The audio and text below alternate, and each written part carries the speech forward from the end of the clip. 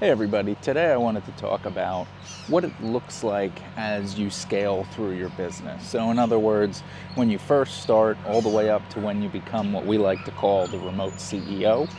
And I think the importance here is to kind of give you a roadmap, especially if you're newer or if you're kind of in the mid stage of growth on your Turo journey, sort of what every step looks like and what you could expect and how you ultimately buy your time back from the business. Because obviously, if you're first getting started with something, you're going to have to put a ton of effort in yourself, doing most of the tasks yourself. And the goal is to be able to free up more of your time, getting rid of the lower level, easier tasks, and focusing more on the higher growth levers to help accelerate your business and reach your ultimate goal of fleet freedom. So let's talk about it real quick on another beautiful walk and talk. So when you first start your Turo business, much like any other business on the face of earth, honestly, you're going to be doing 99%, probably 110% of the work yourself. So what does that look like? It means you're handling getting the cars ready for a trip, whether it's cleaning, driving them to get fixed, or doing the repair yourself, whatever, depending on how handy you are. You are managing and messaging the clients. You're putting in for smoking violations, for check-in and check-out photos. You are taking care of toll violations, speeding tickets from the cameras that come in the mail, all of that stuff that has to do with the app, getting on the phone all the time with Turo customer support whenever there's a mild problem that needs to be addressed. So in other words, everything is being handled by you. And that's to be expected, like I said, when you're first starting out. But the goal is to focus on what is the easiest task that could be replaced. For me, that was cleaning. And the reason why I think cleaning is the easiest one to replace is because, for the most part, just about anybody's capable of cleaning. It doesn't require as specialized of a skill set as maintenance or like negotiating on sourcing cars or something like that, or having really great customer service skills. I am by no means a good cleaner, but my cars always came out clean when I took them to the car wash. I went through, I vacuumed out the car, I sprayed the cleaning spray on the rag, I wiped down the car. Everything was totally fine. So it was easiest, in my opinion, to buy back my time cleaning the vehicles, because if you think about it, we were averaging driving the car down the street, I would say about 30 minutes to clean a car. I think I timed myself once. It was like 26 minutes and 30 seconds or something. So if you have an average of maybe 5 trips in a month, well, that's 2.5 hours roughly per vehicle, and that scales up astronomically. So if you have 5 vehicles, now we're talking basically 10 hours a month. So that adds up very quick.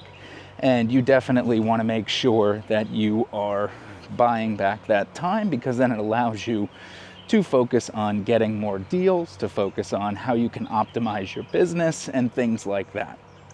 So guys, I just wanted to interrupt this video to take a quick moment to tell you about Fleet Freedom. This is my school community that I've been working on for a long time now, and I'm so excited to have it live and accessible to you. So not only do you get direct access to me to be able to ask me questions whenever you need, we also do monthly Zoom calls where I have a topic or just a conversation, a Q&A about anything that you need. You will also get access to the tools and the resources that I use, extra tutorials on how to use them and shift from being an operator to a remote CEO, as well as more in-depth guides on sourcing, evaluating cars, what it's like when you go to the auction, how to strategize for the auction, and so much more. So I look forward to seeing you on the inside. The link is in the description below, and I will catch you over there. Now back to the video. So how can you hire out a cleaner or a service to be able to buy that time back? Well, it's simple. You can network, which is what I did. The car wash that we went to, the manager there actually was looking for some extra money on their off hours, so they would come down, pick up the car, take it down through the car wash, clean it, bring it back, and that was a wonderful setup for About 6 to 8 months. So they were doing great. We were paying per car at the time, so it was a flat rate, $20 a car.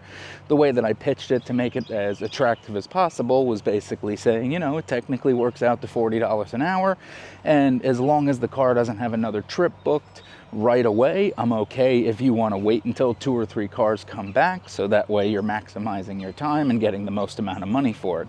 So that's one way. There are a few other ways as well. For me, those other ways were basically looking at either getting a small car detailing service, which could mean that you work out kind of a fleet price with them just to come in, do a quick wash, but they handle the whole fleet.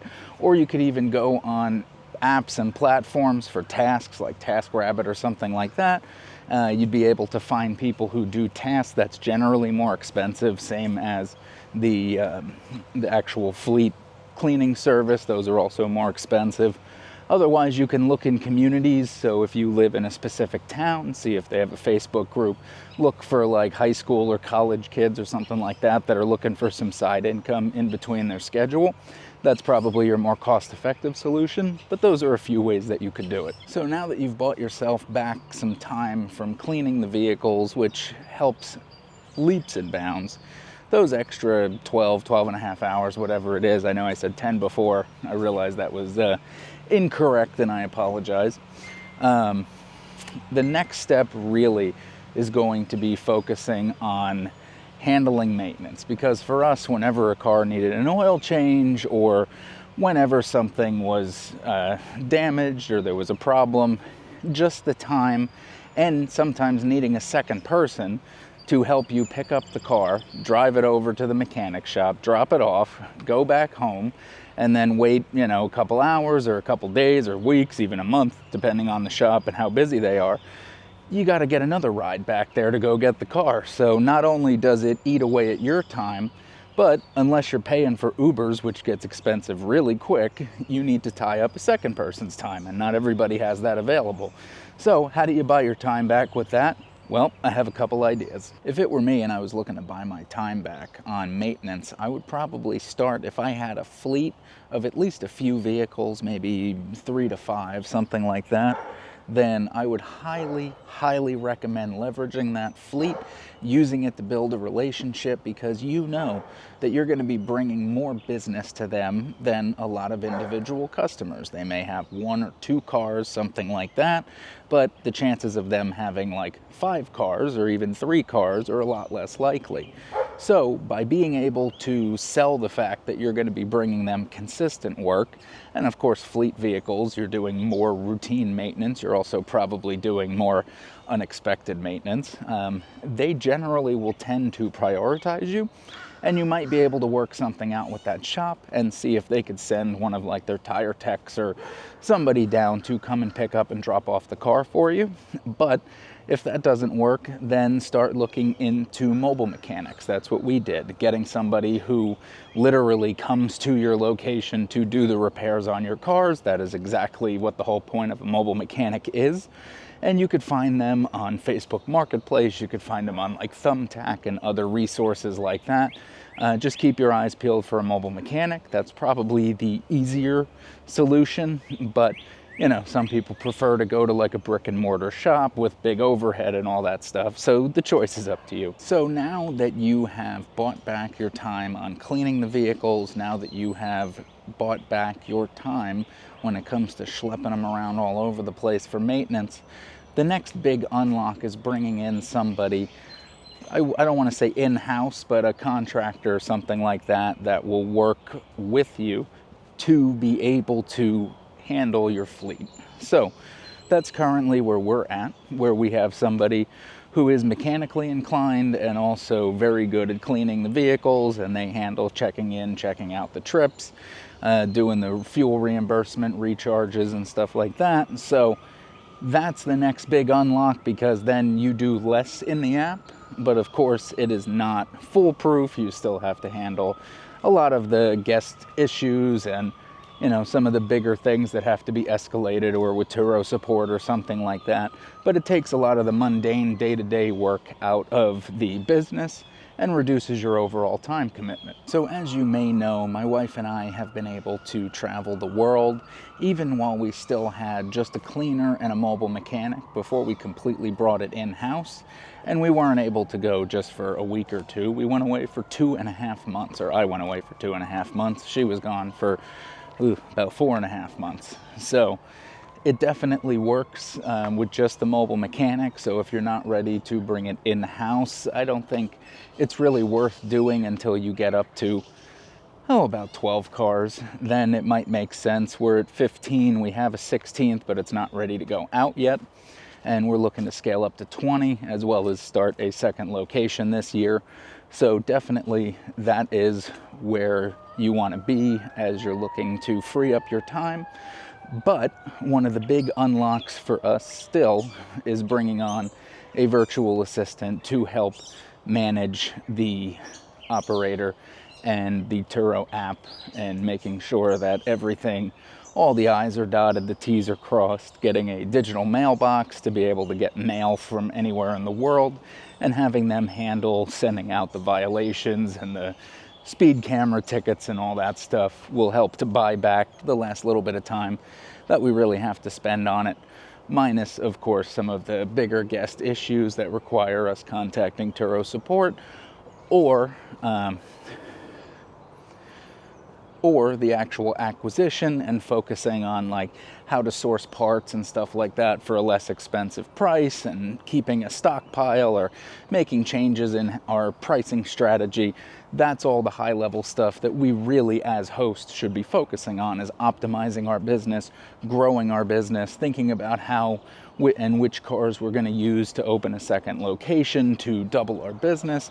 That's the stuff that we really want to focus on as hosts, not necessarily cleaning or schlepping the car back and forth, or sending out toll reimbursements or something like that. That's all the stuff that you want to not automate away, but hire out to handle for you. So that's pretty much what it looks like going from the beginning to where you ultimately want to be with your Turo fleet, to help buy back as much time as possible, help you focus on the higher lever tasks, and more importantly, allow you to live the life of a remote CEO where you're still making good money with a high return on your investment, and able to travel the world as much as you want, because you know that you can run your business from anywhere. So if you found this video helpful and you like some of the tips that you've heard in here, as you know, my goal is to give you a ton of free value here on YouTube. But if you want even more value, access to me directly, and you would also like access to the tools that I use to track my fleet and all sorts of other stuff,